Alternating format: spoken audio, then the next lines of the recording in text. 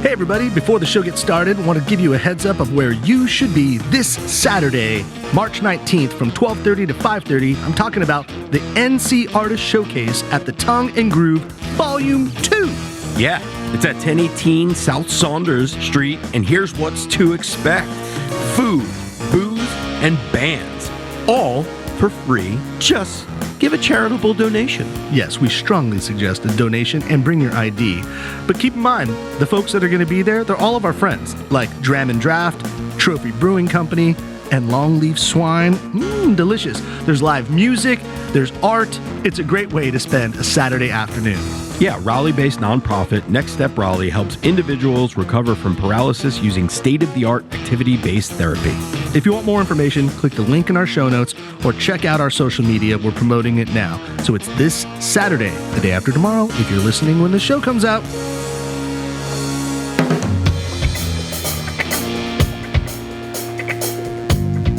Thank you for downloading, subscribing, and telling your friends about the North Carolina Food and Beverage Podcast, coming to you from the Kitchen Studios in downtown Raleigh. This episode is sponsored in part by Spot On, tech that helps your business grow. Request a demo at spoton.com. And GigPro. Change the way you find staff with GigPro. And Joe Van Gogh Coffee, serving the community from seed to cup. And now, these two couldn't be any less Irish, but here they are, two lucky guys. It's Max Trujillo and Matthew Weiss. Hello, and thank you for listening to the North Carolina Food and Beverage Podcast. I am your co-host, Max Trujillo. And I am your co-host, Matthew Weiss, and we are down here for Charleston Wine and Food, and we are at this glorious setting overlooking the Ashley River, wow. And it's just glorious. Yeah, I know my Charleston geography very well. But the reason we're here, and we're going to get into a couple of things, including the Friends of Joseph Floyd Manor Foundation, who Gabe Pilato is here to tell us about. And then we're going to turn the mics over to Claudia Martinez, recent nominee for a James Beard Award in pastry department of Miller Union in Atlanta, Georgia. So, hello, Gabe. Hey, how's it going? Good. What is this all about? I mean, we'll take some pictures, but it's gorgeous, and there's something going on here tonight. This is, a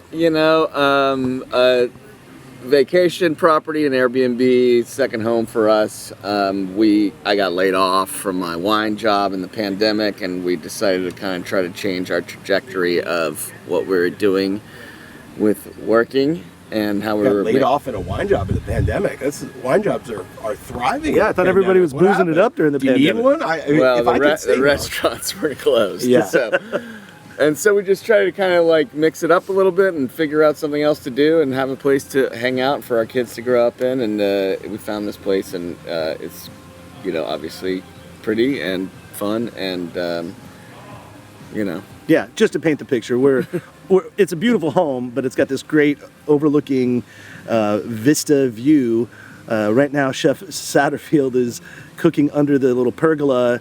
He's slicing and dicing right now, and there's a beautiful pool with like an infinity finish to it that then overlooks the Ashley River.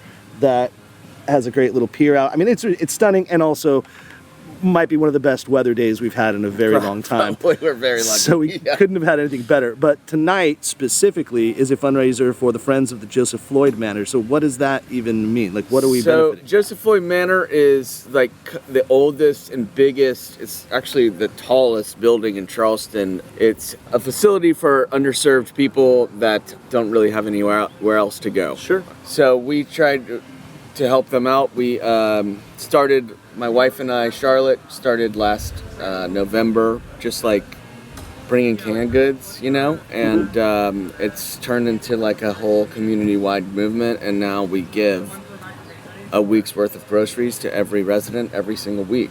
Amazing. How many people do you expect to have tonight? Like 110, I think. Wow. Yeah. It's gonna go off. We're like 45 minutes out. I'm just, it was 30 minutes out. I was just yelling at everybody. Thank you for your time. This is usually like go time. It's like, you guys are. I was like, people, we're Sorry, 30 I pulled minutes you out. into We it. got Yeah, to you're go. way more calm than I would be right now. Yeah. With that said, I can give you a hard out right now so you can go yell at people Yeah, because I I do can need tell, I to, can see yeah. that it's looking in the back of your eyes right now. Right. So yeah, because she's not doing anything right now. Look at her. Look at her. just Hey, scrolling. moving around. Time to lean, time to clean. Making oysters. So, so we want to have our dessert first before we get to and main courses, and I mean that figuratively, I guess. Talking to Claudia Martinez, that is, speaking about your amazing dessert program that you do at Miller Union and how you were honored and recognized by the James Beard Foundation recently as a recent nominee as an outstanding pastry chef. That's a national. I'm telling you, like you didn't know this. That's a national award. Did you know that? Yeah, it's not like just for ATL. Like it goes beyond that. Just so you're aware. So no pressure that you're representing the entire United States as one of the, I think 5, maybe 6 candidates that are nominees that are in there. There's more. Yeah, it might be more. Yeah, take care. Good luck Gabe. tonight, Gabe. Thank you guys. very much. And we are so proud of Claudia. She's the best. I know. Thank you. So your name has been tossed around a lot just in the culinary world, and we've been aware of you. You know, we don't normally get out to Atlanta. We've never been out to Atlanta, at least with the show, but we hear so much that goes on out there, and the amazing food programs that are just. I mean, Atlanta is kind of where it's at right now. Yeah. Could you speak to us a little bit about just what it's like working in Atlanta, what the food culture is like, and then we'll get into more specific about your. Sure. I've been in Atlanta since I was 7. I grew up here. I love our food scene. I think it's different, and I've seen it grow to where we had almost 0 like farm to table restaurants, 0 restaurants that were just chefs. There were a lot of corporate restaurants, to seeing it now that we have some of the best chefs in the Southeast. We focus a lot on different cuisines, and we're very diverse, which I kind of like about Atlanta. And I've been to different cities, and it's very competitive, and what I like about Atlanta is that we're all kind of like a little family, so we all help each other out. Everybody kind of knows each other, and I kind of like the challenge that Atlanta is. We're competing to be as good as New York or LA or Charleston, and I think that's what makes it great, and that's why I've stayed. I want to make our food scene better, so any way I can, I push for that. So I love our city, and I love how different it is, and we're always growing. So Yeah. So let's get into a little bit more about you as a person and as a chef. You're of Venezuelan descent, correct? yes. And it's funny, I've been knee-deep in Venezuelan food because I just recently opened up a food hall called Crafton up in just outside of Raleigh 3 weeks ago, and I'm the knucklehead that is not there right now. Right when we first opened, but one of the vendors is the corner Venezuelan, and so I've been thrust upon in deep learning about the culinary cuisine that is Venezuelan food, and it's tremendous. Like, I didn't know that much about it. I also didn't know how different it was to just Latin food in general. It Right. kind of is its own thing. Yes. So how does that work with what you're doing? Like, how do you connect the dots with your Venezuelan culture of food and all, and what you do today? Pastry wise, I tried to not overdo it. I didn't grow up in Venezuela, so I try to work with what I grew up with. So I do use tropical fruits and things that are nostalgic for me, and I incorporate that into Georgia Southern food. So like when I started Miller Union, we did tres leches, which is not from our background, but like incorporating different Latin cuisines and adding our touch to it, using local hibiscus from Georgia, putting that in there with a sorbet and just like a condensed milk sauce. I kind of try to bring everything together. I don't focus just on my background, but all Latin background, incorporating it into Southern cuisine. Is it lulo? Is that fruit that you use? Yeah, it's actually something we got from Colombia. I went there with my family, and my dad introduced me to this fruit, and I've never had it, and I brought it back to the States, and we did a special with it, and it sold out very quickly, around 3 days. That's my favorite part of my job, is like learning about new stuff. Yeah. I didn't go to school for pastry, so I'm constantly learning about it. Yeah. But I love and that fruit. What we could say is you went to culinary school in North Carolina. So Yes. you're kind of Yeah, North Carolina That's educated, right. you know. Johnson and Wales, right? Yeah, I went for cooking and then I switched, so here Yeah. I am. Yeah. Pastry. Hey everyone, just a quick break from today's show as we are coming to you from Charleston Wine and Food, having a fantastic time out here, but want to take a quick break just to talk about some of our fantastic sponsors that help keep our lights on for the show. Yeah, and looking around at all this technology and people trying to streamline things with a huge event like Charleston Wine and Food, I'm thinking who could really help them for the 2023 version is Spot On, working with you, for you. Whether you need simple mobile payment technology or a fully integrated restaurant management system, Spot On will work with you to customize the right set of tools for your business. And as those needs evolve and your business grows, like Crafton 2 and 3, we not only have the existing technology to support you, but are constantly innovating to help your future-proof your business. So, call Tanya Manibo. It's 858-213-7820. Tanya is a local rep. You can also email her, tanyam@spoton.com. That's TANYAM@spoton.com. And we're in the town where it all got started for GigPro. That's right, GigPro got started out of Charleston with Chef Ben Ellsworth, but GigPro is calling all restaurants and hospitality owners, managers, and employees. You get to know GigPro because they're changing the way people work and hire. We're not just filling shifts, we're bringing instant solutions to the table for the entire industry. So businesses right now, sign up and get your first gig on us.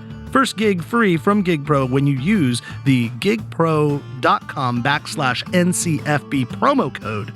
And for the pros, get $5 off for everyone you refer. Learn more about the app, their mission, and sign up for free on gigpro.com. And your pastry, from the little, that I know of it, is very savory based. Like I think one of the reasons you got the job at Miller Union is because you use a lot of seasoning and salt in your pastry. Yes. Yeah. When I grew up, I didn't really like sweets, and I think that's why I wanted to be a chef. And I didn't do well in pastry class at Johnson & Wales. Actually, it's weird. I got a C in baking and pastry, but in advanced patisserie, I got an A. So I was good at like the detailed part of it. Not so much straightforward at cake and a donut and a croissant. Like I didn't like that part of pastry. I like doing it almost as if I'm cooking, kind of like doing it as I go. Some people get stressed out that I'm not the typical pastry chef. I don't measure everything all the time. I'm kind of like, just taste it like you're cooking. Same thing with when you're on the line. So with Steven, for my tasting, I always season my food, if that makes sense. I have spice, I have salt. I think that's what brings out sugar and fruit. Yeah. And you talk about that dish you did for your tasting there, because I mean, from what I understand, you made it on the fly, kind of like a Top Chef arrangement. Yes, it was I had to do 4 things, which kind of caught me off guard. And I originally was going to do like a strawberry shortcake type of thing. And then I saw that they had pears that just came in local. So I did pears, and I did a goat cheese cremeux, similar to a mousse. And then I did cornbread, and I dehydrated it. And in my head, I was like, I shouldn't be making cornbread for Steven Satterfield. I'm not going to get the job because I don't have that background, and I'm not as talented in that area. But I made it the way I was taught to make it, and then I dehydrated it as a crunch factor, toasted pistachios, the goat cheese cremeux, then I did the pears. I did wine poached pears. Somehow it came together. It worked, yeah. How long have you been at Miller Union now? I just hit a year, March 1st. Oh, wow. So I've only been there for a year. That's fantastic. Yeah. Yeah, so now that you're here, what are you doing tonight? Or what are you specifically making tonight at this event? Tonight I made a passion fruit lemon bar, so kind of like a twist off a classic, and with toasted coconut on top. And then I'm going to help Steven with this stuff. Yeah, do you get on the line at times? Yeah, I do. You get in there, saute a little? I miss the line. Yeah. I worked to the line for 5 years, and I always got pushed into pastry and garmager, which I think is something that happens to a lot of women and a lot of younger chefs. We always get stuck like, oh, you're good at picking up salads, you're just going to stay here. Because it's hard to find somebody who just wants to do that. They always want to move up the line. So I ended up getting good at it, and now I'm here. Yeah, it's weird that is the case. It's like, and I wonder what that is. I mean, is it just like a machismo thing because you're, like, is it because it's like sweaty and hot and they're like, girls can't handle it? I think it was. I think now we're at a different time where people are speaking up and they're actually investing in kids and people my age who actually want to become chefs and moving them up through the line. And if chefs really think about it, if you have a line cook that knows all the stations, you're actually saving money and time, because if somebody calls out, you can plug in that person. So you're actually investing in that person to get better. Yeah. So I don't know what it is. When I was a line cook, I do think that's what it was. A lot of men not thinking, and I'm very 5 foot, I'm small, and Yeah. I don't look like somebody who would like toss saute pans around, but I can. I know I can't reach everything, but I make it work. That's what ladders and step stools are for, right? Yeah. Yeah. And so with Claudia Cafe, this little pop-up project you're doing, what are you doing with that? Yeah, Cafe Claudia started as an idea when I was at my former job at Tiny Lou's in Hotel Claremont, and we kind of came about of helping people that got laid off during COVID. This was the beginning of COVID, and a lot of chefs lost their jobs. We were still doing to-go, so I thought of an idea of, originally I offered people to buy cookies and cakes and brownies for me, and I would personally deliver it to them to raise money for our staff and put it in a GoFundMe because they got laid off. And I was able to give everybody $150 just to get their groceries because Nice. they didn't, what is it? The PPE Yeah. or money PPP, or yeah. PPP yeah, the money. unemployment didn't kick in or anything. So I was able to do that. Then I realized I had more power than I thought I did with the public. So we turned it into every Sunday I would do a pop-up and bring in a chef that got laid off and have them keep their sales. A lot of times people bring in chefs for pop-ups and they charge them like 30% or 40%. We let them keep their sales. We keep ours, but I was trying to like use my brand to bring in people Yeah. who weren't, well Working known. or earning. And Yeah. now it blew into this whole thing. And when I left, I realized I still wanted to do that. I want to give back as much as I can. So I've continued to do it while working full time. And Miller Union has been very supportive of that side project of mine. So I try to support different organizations and people that I care about. Let's plug that. So it's Cafe Claudia. Cafe Claudia. And if people want to find that, they go to cafeclaudia.com or Instagram? Well, on my personal website, I do have a side thing for the Cafe Claudia, but mostly on Instagram, cafeclaudia.atl. I post different events that I'm in or organizations giving back. Cool. That's awesome. Yeah. So, aside from tonight, this is a night of work, but it's probably going to be a fun night too. Yeah. What are you going to do? Are you around for the weekend? Are you going to Yes. party it up these next few days? A lot of working, no party. Maybe later. Yeah, right. That's what they all say. Well, we partied yesterday and got to try all the good Charleston restaurants. I love this town as far as food and Yeah. hospitality. But tomorrow, me and Steven are doing Cocktails and Queens, which is like a drag show type of thing. I saw that. Yeah. And then we both are also doing bubbly brunch on Sunday at Basic Kitchen. Oh, yeah. So those are only 2 other events outside of this. That's really cool. Yeah. Yeah. One last thing before we let you get back to this thing. You have this really artistic approach to your desserts. Do you have a background in art in any way, or it just comes naturally? It kind of comes naturally. I know that's weird to say. I wasn't good at art. I'm not good at art, but when people, they make fun of me at work because I'll plate something and then I'll say I hate it, and it'll take me a few more times, and they're like, it looks nice, but for some reason when I look at something, it just has to look a certain way and it has to flow. Like when you put your spoon in, you're getting all the components I'm trying to get you to get, but I also want it to look nice. I've learned from a lot of good chefs too, which I think, certain techniques and tips have been in the back of my mind. I staged for David Vidal, who I think is one of the most talented chefs In Sweden. and all his stuff is so pretty that I've learned to,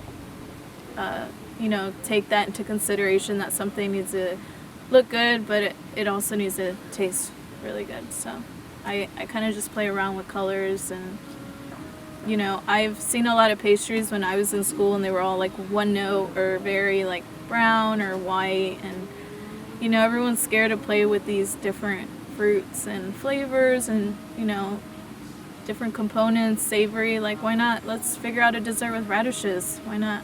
Let's push that barrier that it's not just pie and cheesecake. Let's have fun with it. Yeah. And that's what chefs are doing now, so I think pastry chefs should do the same thing.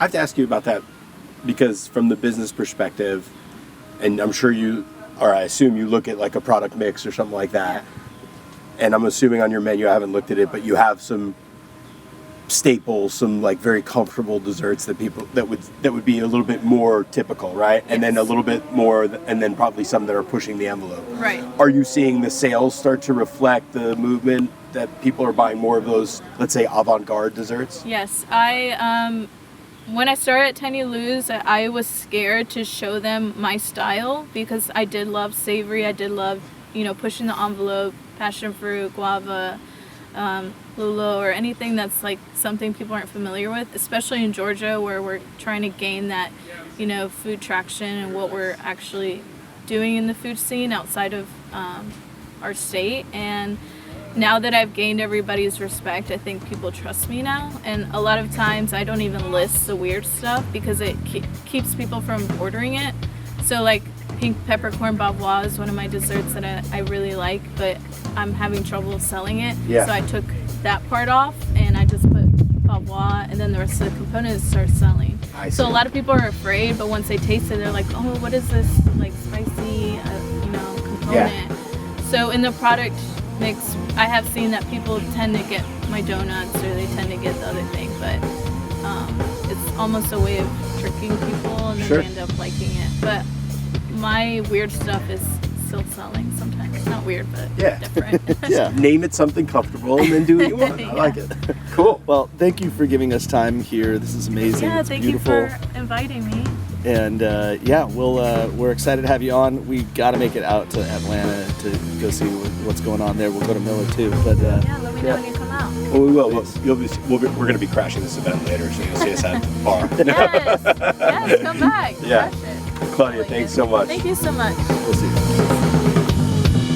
Thanks for listening to the NCFB podcast. And if you've stuck with us this long, review us on iTunes, and remember, 5 stars are encouraged.